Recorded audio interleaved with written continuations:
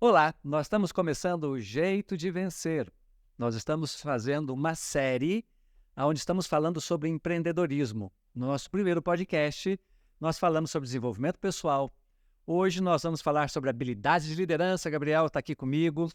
Vamos falar sobre gestão do tempo no próximo, resolução de problemas e, no quinto, tomada de decisões. Então vamos lá, Gabriel. Nosso papo hoje, liderança. E aí, como é que você está? Bom dia, como é que vocês estão? Tudo certo? Ou vamos falar de liderança? Show, esse tema. Vamos começar com aquela pergunta de sempre: qualquer um pode ser líder? Eu diria que sim. O que acontece é, às vezes as pessoas viveram em determinados ambientes e que não desenvolveram essa questão de liderança. Mas tem algo que é muito passível de ser observado, que é o seguinte: em algum momento nós somos líderes. Mesmo que eu não tenha aquela habilidade de estar assim o tempo todo, né, liderando situações, mas a gente sempre é líder em alguma coisa. Você tem um conhecimento, ou você tem uma habilidade, ou você tem um a fazer que você é diferenciado, você exerce um papel de liderança. Agora, o que é muito comum é as pessoas fugirem do papel da liderança. Isso é comum. Puxa, mas por que eu fujo? Ah, fujo porque vou ter que me comprometer, vai aparecer coisas, eu vou assumir responsabilidades que eu não quero, né? Acho que é legal a gente até relembrar o tema quando nós falamos de eneagrama, né?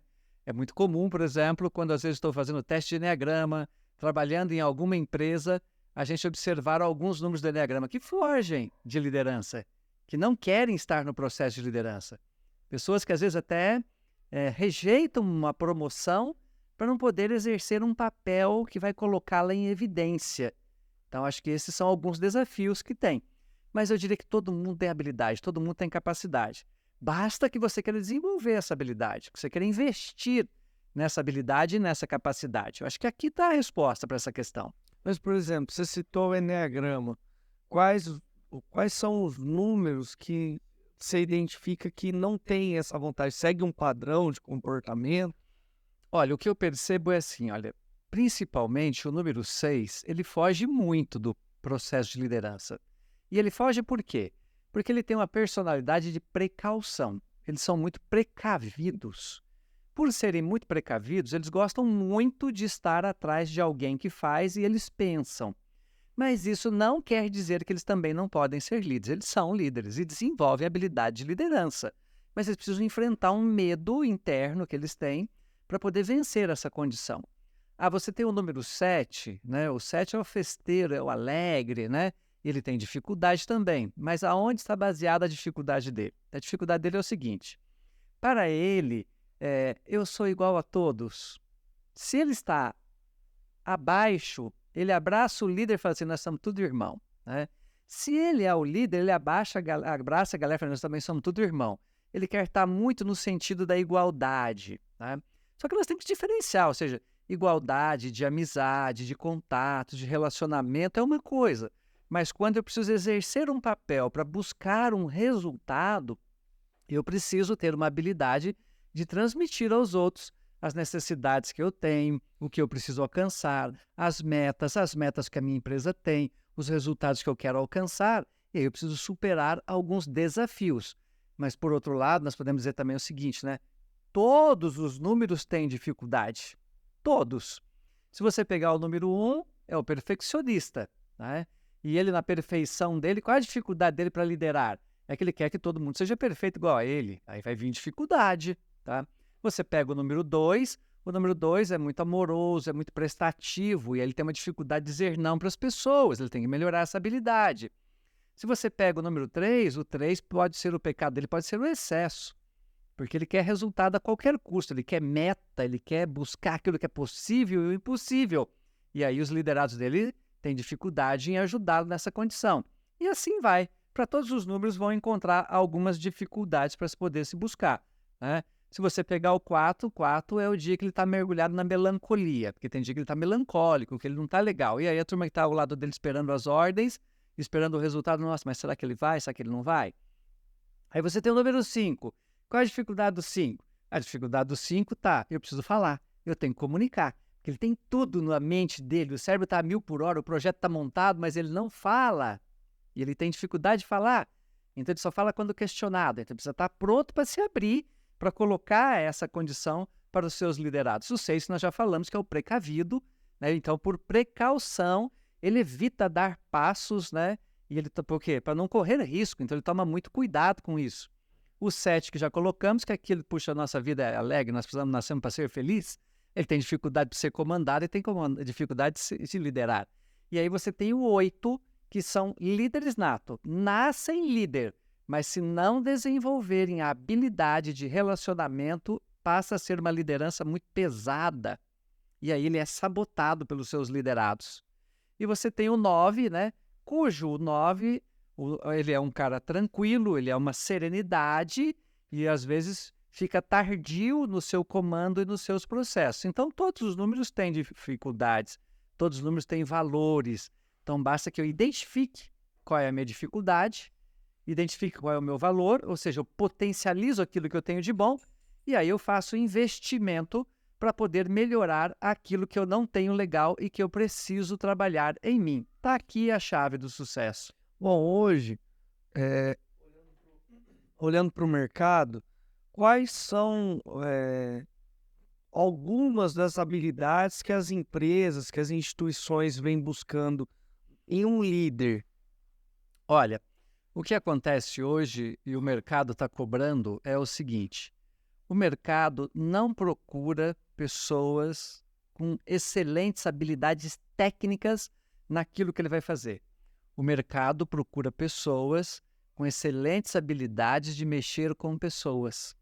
Aqui está a chave. Então, tanto que recentemente, se você tem acompanhado, nos grupos de RH, foi liberada uma pesquisa onde se afirmou que 90% das pessoas são contratados por habilidades técnicas e 90% das pessoas são demitidas por falta de habilidades humanas ou pessoais de relacionamento. Então, a essência está aqui. Ou seja, vou ter sucesso no meu trabalho, vou ter sucesso no meu negócio, se eu desenvolver as habilidades de relacionamento. Se eu me relacionar legal com as pessoas, né, se eu tiver contato com as pessoas e saber conduzir as pessoas para buscar os objetivos que eu sonho e os objetivos que a empresa sonha. Mas, por exemplo, sendo mais específico, que tipo de habilidade? Por exemplo, é uma comunicação?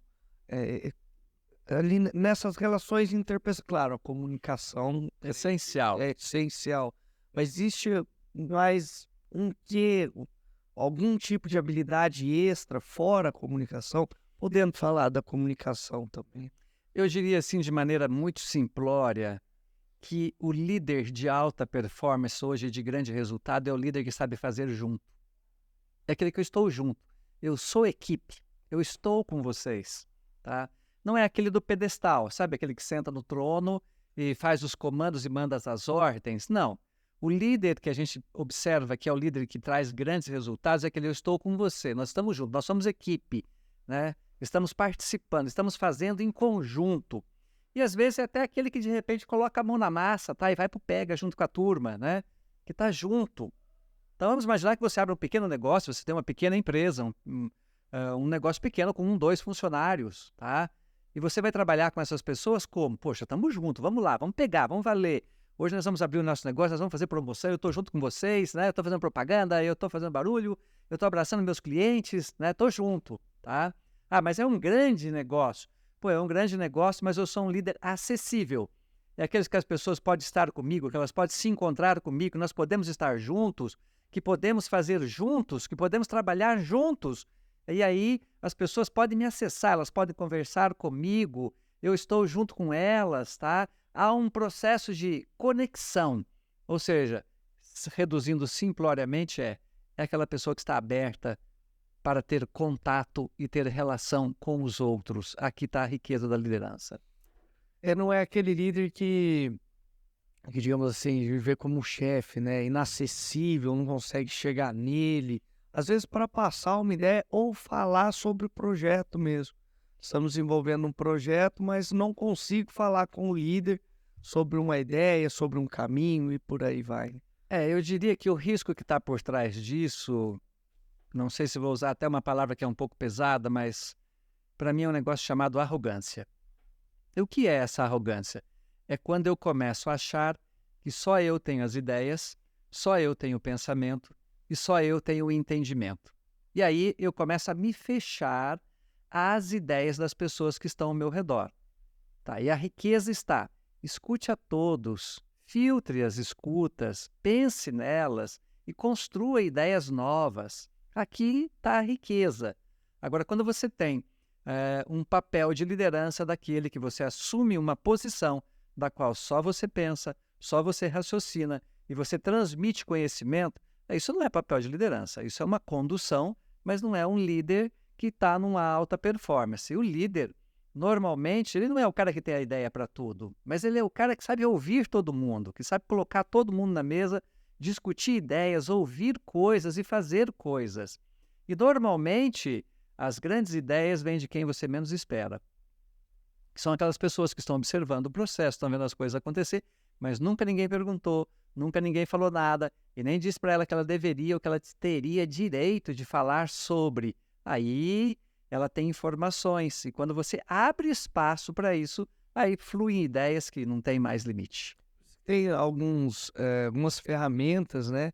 Ou chuva de ideias, brainstorm, que vem ideia de onde a gente nunca imagina que ia sair, né? Ou Exatamente. às vezes até imagina, mas não tem aquele contato no dia a dia. Falando de uma equipe pequena, puxa, é fácil ter contato. E quando a equipe tem 50, 100, 200, 1000 pessoas, né? Isso já fica mais complexo, imagino eu. Aí a gente precisa começar a criar mecanismos. E como que esses mecanismos funcionam? Você tem dois modelos administrativos. Você tem um modelo hierárquico, né, baseado no organograma, onde você tem o chefe lá em cima, né, os sargentos embaixo, né, você tem os generais, e lá embaixo você tem o pessoal do trabalho. Mas você pode transformar isso no que a gente chama hoje de visão sistêmica. O que é uma visão sistêmica? É quando você coloca todas essas pessoas na hierarquia, mas mostra para elas que o fato de terem responsabilidades e de terem que prestar contas de determinados resultados não elimina o modelo do sistema funcionando. Por quê? Porque nós estamos todos conectados, tudo está conectado.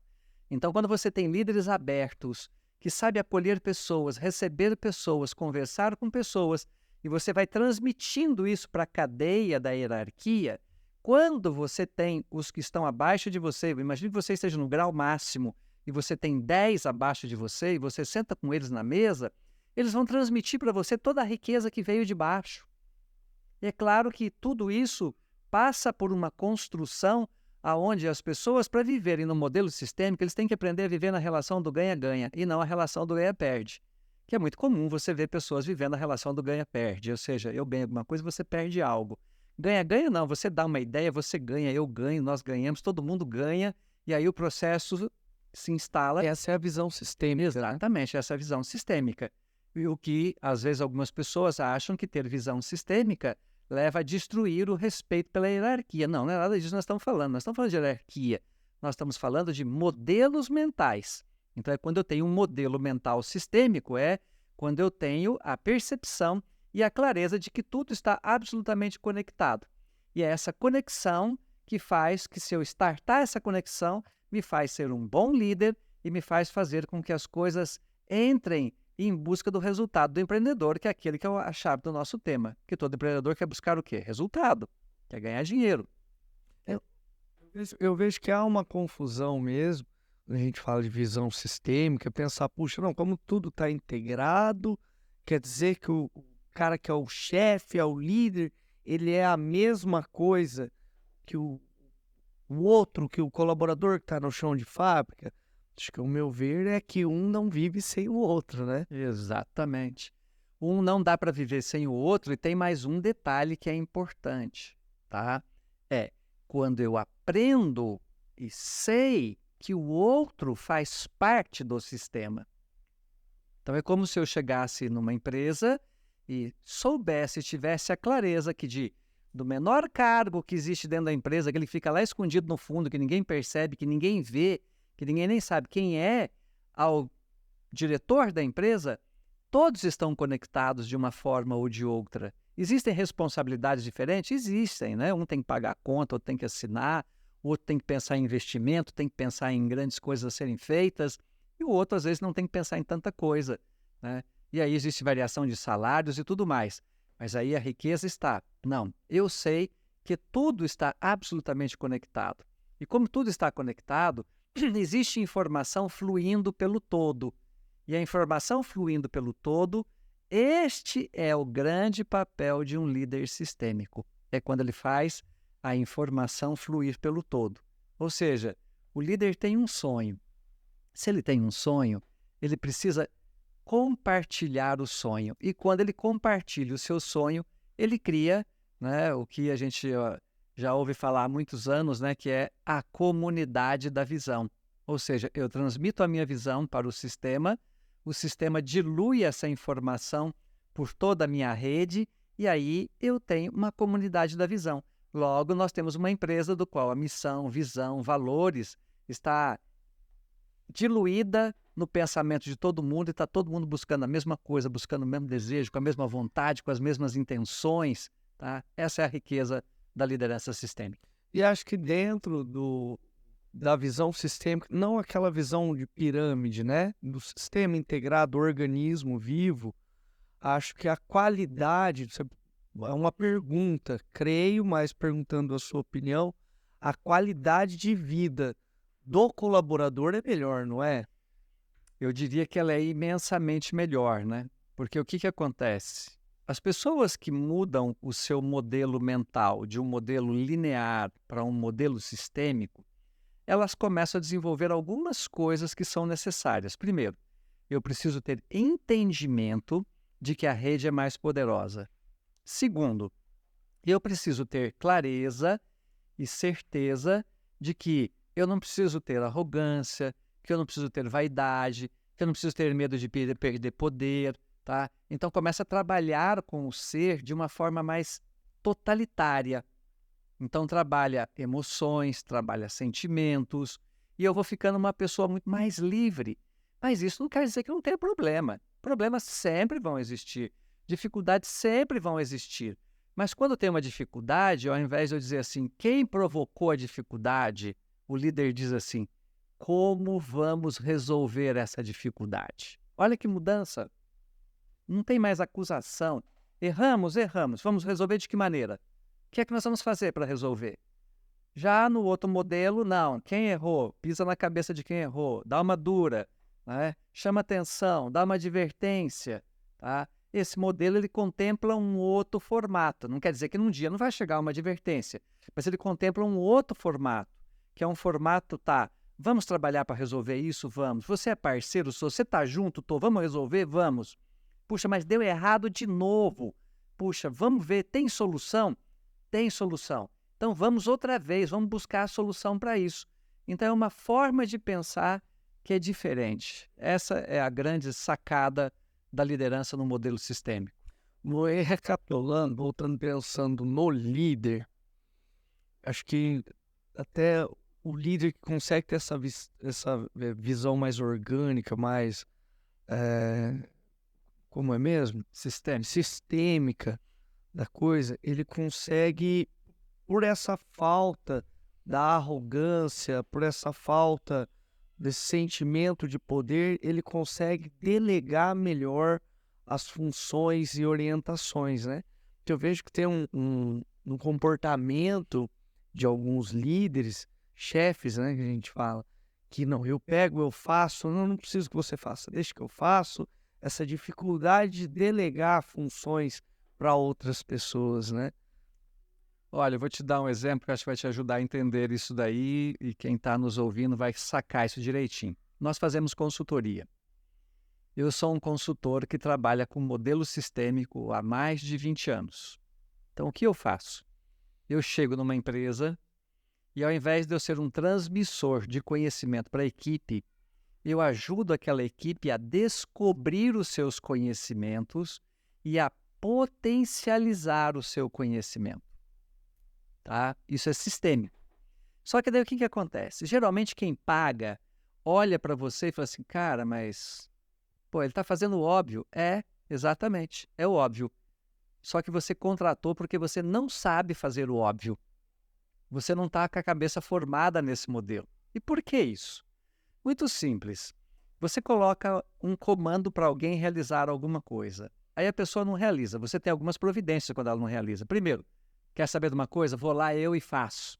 Que aqui muita gente faz e comete um ato falho nesse fator.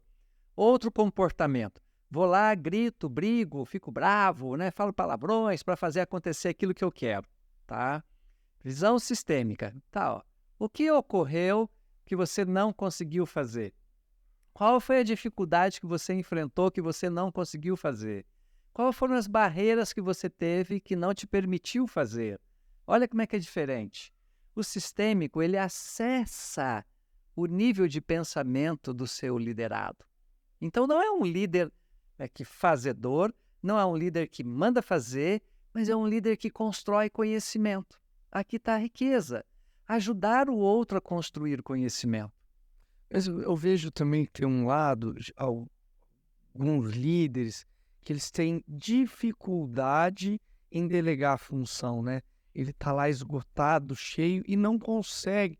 Como que poderia trabalhar essa habilidade? Porque delegar é uma habilidade. Eu mesmo tenho dificuldade de pedir para fazer. Puxa, olha, falei, passei, não vai, que eu vou lá, eu vou fazer já para não dar problema. E não é olhando uma equipe de 3 pessoas, uma coisa, uma equipe de 100 pessoas é outra. Eu diria que isso está muito ligado ao autoconhecimento.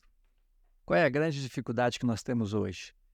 Nós temos, às vezes, profissionais de mercado fantásticos, pessoas que entendem das coisas pra caramba, são muito bons naquilo que fazem, mas não se conhecem.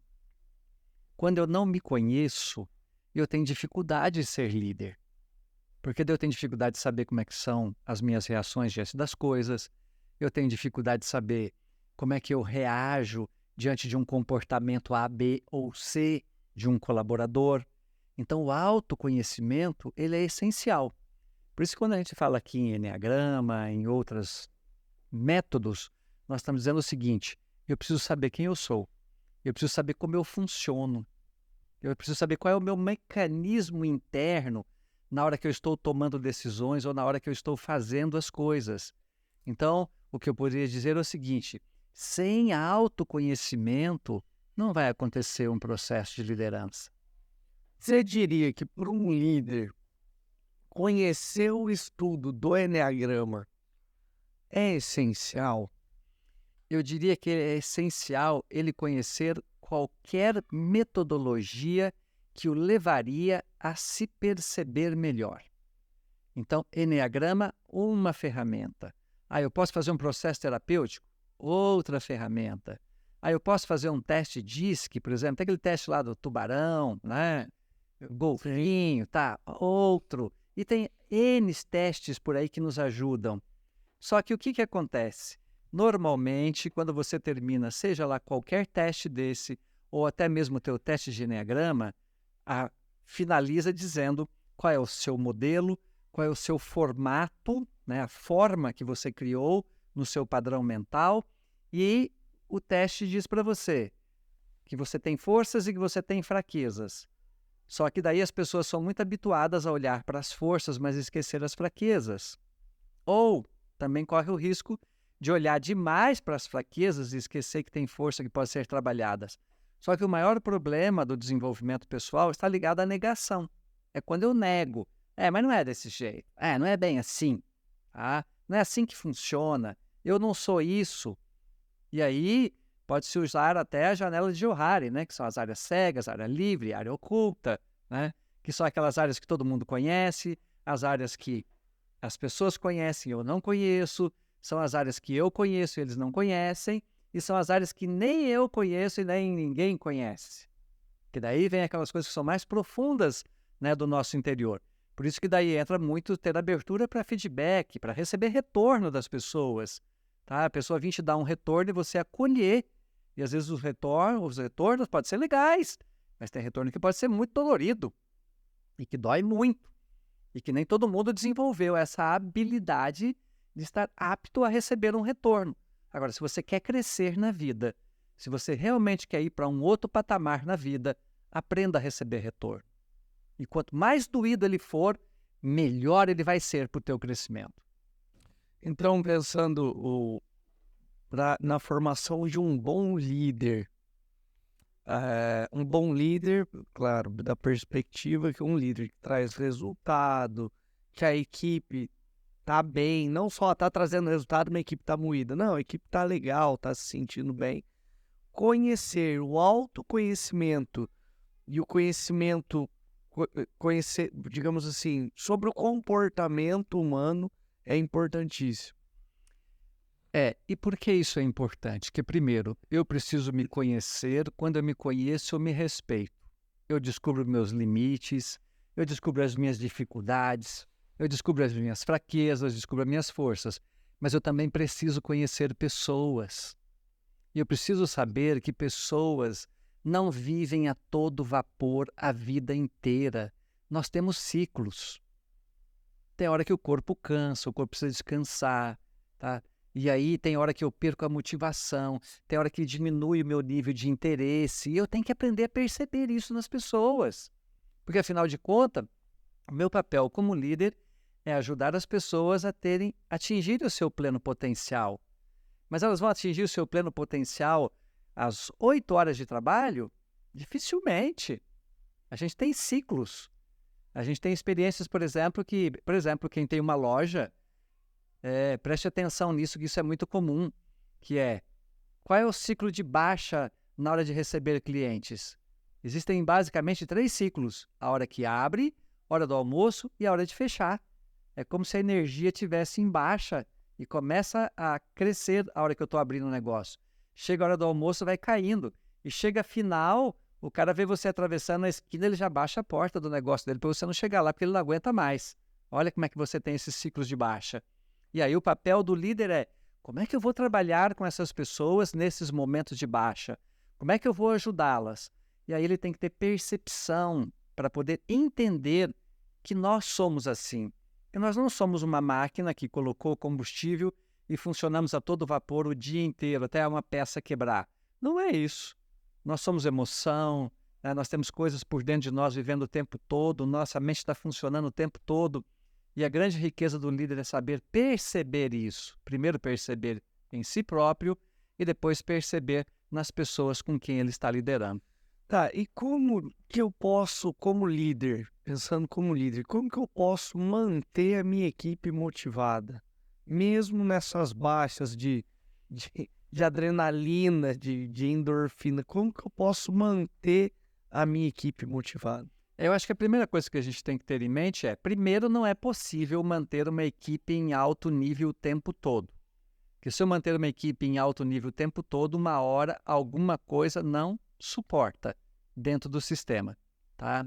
Bom, a segunda é, eu preciso perceber que existem ciclos que alguns vão ao auge e outros estão no meio e outros estão começando a levantar o seu processo de motivação. E aí, eu como líder, eu preciso entender que cada modelo de personalidade se motiva de uma forma. Então, por exemplo, a Enneagrama, que é a nossa parada, né? Você pega o número 1, como é que ele se motiva? Quando ele vê as coisas bem feitas, tudo muito bem arrumado, organizado. Você vai pegar o número 2, como é que ele vai se motivar? Ele vai se motivar quando ele percebe que ele é amado, que ele é querido, que ele é respeitado. Tá? Você pega o número 3, quando que ele se motiva? Quando ele vê a meta ser vencida. Então ele é tão motivado que ele diz assim, vamos dobrar a meta. Tá? Quando que o número 4 se motiva? É quando alguém elogia ele, puxa, que roupa bacana, que combinação que você tá, cara, que cara saudável que você é. Pronto, ele levantou ele, né? Tá, e aí como é que eu vou motivar um 5?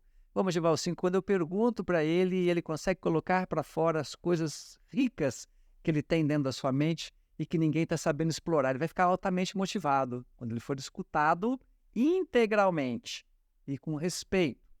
E aí você tem o número 6.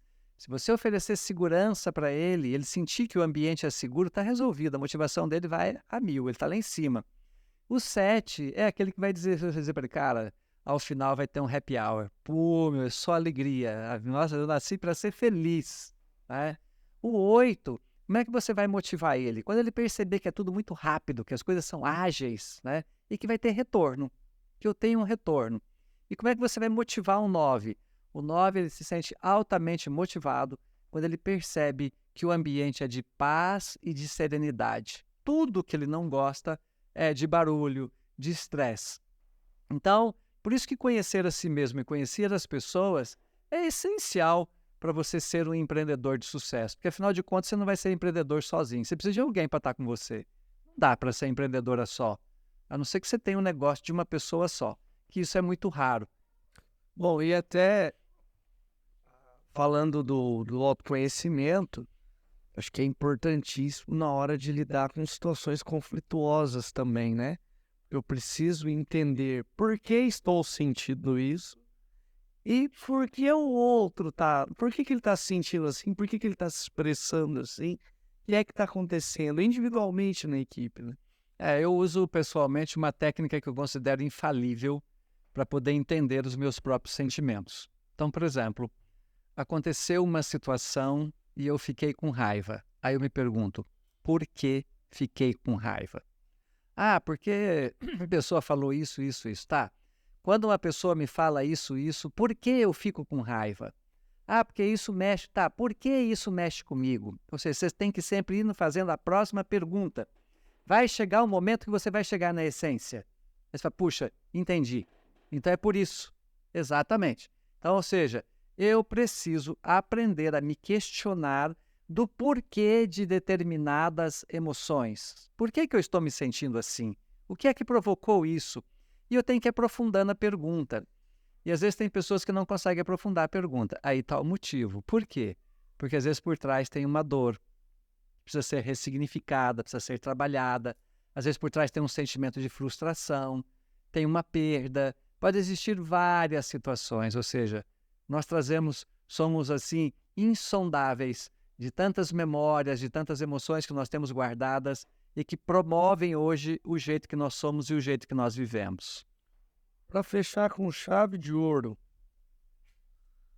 fala para o pessoal, aquele cara que vai começar um projeto ou que já está inserido num projeto, que é um líder, o que ele pode fazer, o que ele deve fazer para engajar a equipe dele, para alcançar o resultado. Olha o número 8 falando o resultado.